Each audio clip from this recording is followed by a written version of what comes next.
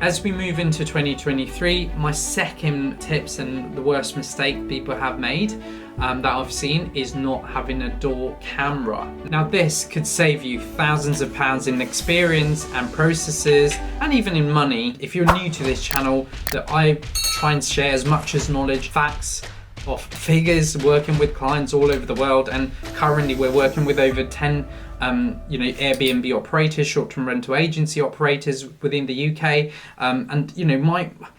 I'm trying to be as much vulnerable as I can to give you all this data. A lot of my clients go, Piers, actually once I look at your YouTube channel, there's so much information that you're giving away. And yeah, as a part of my, my value to the industry is to keep building on this. And today's video, I really want to talk about the 7 worst mistakes Airbnb operators or businesses make. And you could be a new operator or you could be an experienced operator. I've pretty much worked with everyone. I've worked with letting agencies who are now adding short-term rental as a part of their services. So let's crack on with it. Go each processes or each mistakes Airbnb operator makes, and I'll also go through why they do it. Look, firstly, if you are new to this channel, I'd love you to comment down below what is the best video you've watched so far in my channel.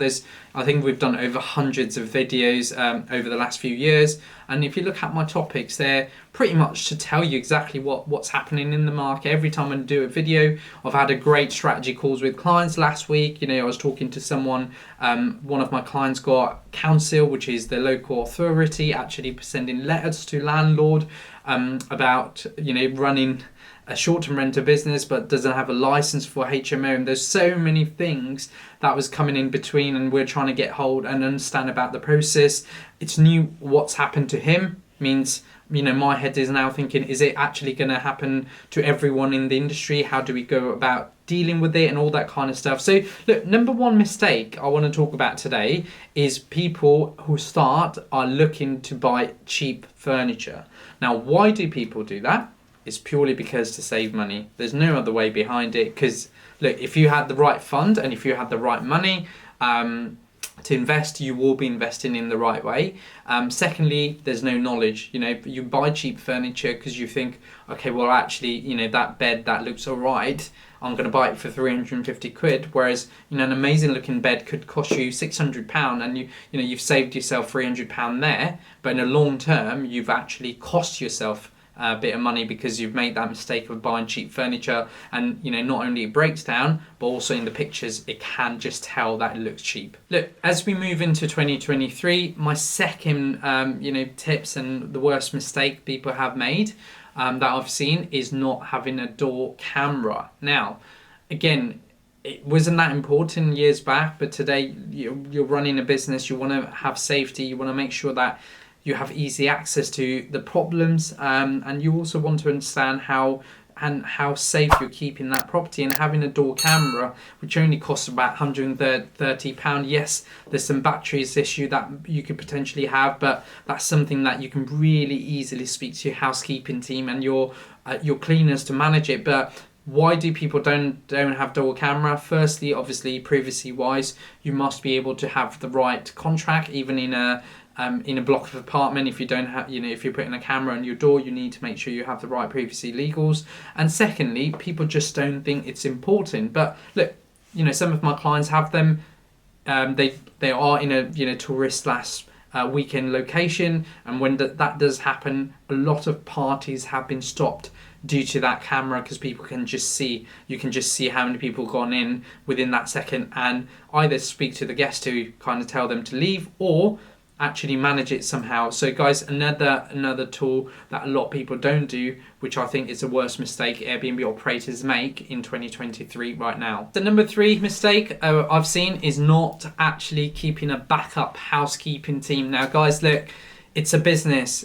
Your main housekeeping team can be as reliable, but there will be a day they cannot fulfill your need or your requirement. Now, if you don't have a backup housekeeping team, or you don't have contacts, you're going to have massive problems. I.e., sometimes you will have big bookings, you'll have a gap, and you decide to go, actually I want to charge £350 a night. Normally your market rate's 250, but then what you're doing is you're doing a minimum of 1 night stay. Now, by doing that, you need to make sure you have a housekeeping team that's ready to go straight away. If they don't, and you don't have a backup housekeeping team, you can imagine that now have a problem. Not only you've got another guest coming in for long-term stay that you're not going to be able to fulfill that clean. And if somebody's booked in long-term, they've got a check-in time, they want to come in at right time. So always make sure you have a backup housekeeping team. So guys, I hope you are enjoying this process and some of the little mistakes that a lot of operators in 2023 are making. And going by number 4, not having a direct booking system and advertising strategy. Now, I've seen it again and again. This is my 5th year in the industry. I talk about it every single day through my social, through my YouTube, and why do people not invest in direct booking system? Because it's great, because Airbnb and Booking.com has always been the bread and butter. It always gets you the booking. If somebody's gone through the last few years when Airbnb and Booking.com did manage to shut their calendar, then people started panicking, going, well, actually, I have no business now because we're fully relying on OTA all the time.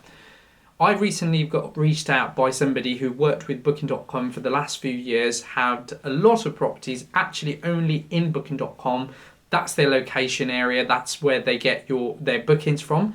What happened? There was an invoice issue with Booking.com. They didn't pay. Cash flow issue because they weren't able to pay straight away. And what did they do? They just they unlisted all their property till the invoice was paid. What's happened there?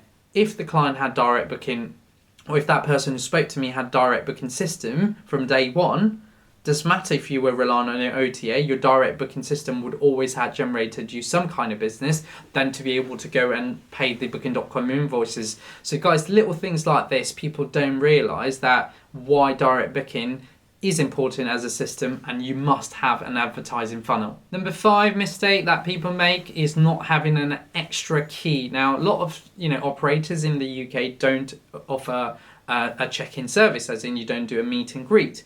What that means is your guest will have code, a again. A lot of people will have a keypad outside, and they just need to take the keys and go into the property. The problem here is sometimes the key box won't open, right? The code somehow doesn't work. The guest has lost their keys. Now, if you leave about 4 hours away from the actual property, what are you going to do? You're going to end up have to drive in 4 hours to fix this problem. That I see again and again, 90% of operators don't actually do it. So my advice to you at the moment is somewhere, if you can store it, please make sure you get an extra lockbox, make sure you put an extra key. That allows you to have safety and a bit of thoughts around, if anything goes wrong, you'll have a key to back it up. Number 6 mistake that the operators make is not having a website that ranks. Now, the problem I find with people not, it doesn't matter if you've got 1 property or 100 property. A lot of time when you invest in your first property, you always want to scale, right? Now, having a website from day one that ranks, regardless of you getting bookings or not, is very important. Why? Firstly, you want to scale your business. You want to have more landlords. Why is a website only being used to get bookings? Why is it not?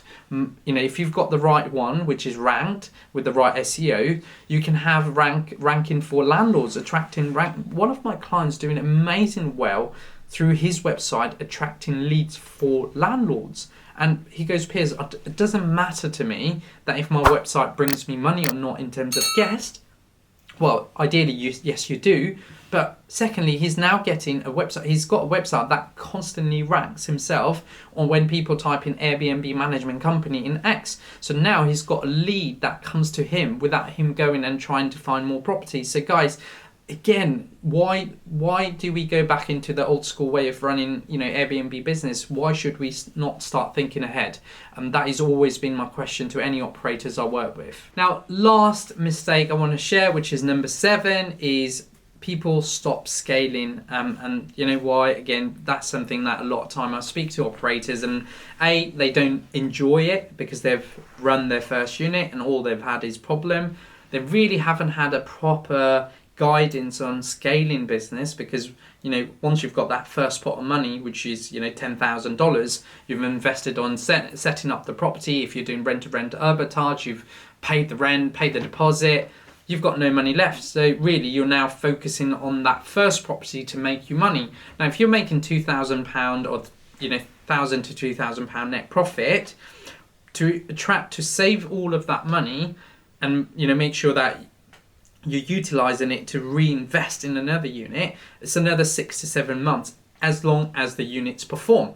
If the first unit doesn't perform, gives you loads of problem, has a lot of operational issues, all of a sudden what happens is you'll stop thinking about scaling, and what you're going to start thinking about is just running the business on a day-to-day basis. So guys, here are my 7 worst mistakes that I've seen Airbnb operators make in 2023. I hope you enjoyed this video. We've done so many videos in the last few weeks that we wanted to help you. Doesn't matter if you're scaling, you're starting, or you're looking to start a management company. We've got so much information that's going to allow you scale and grow your business. So thank you so much for watching another Grow Airbnb video. Please make sure you hit that like, subscribe and share, and I'll be back with another video soon.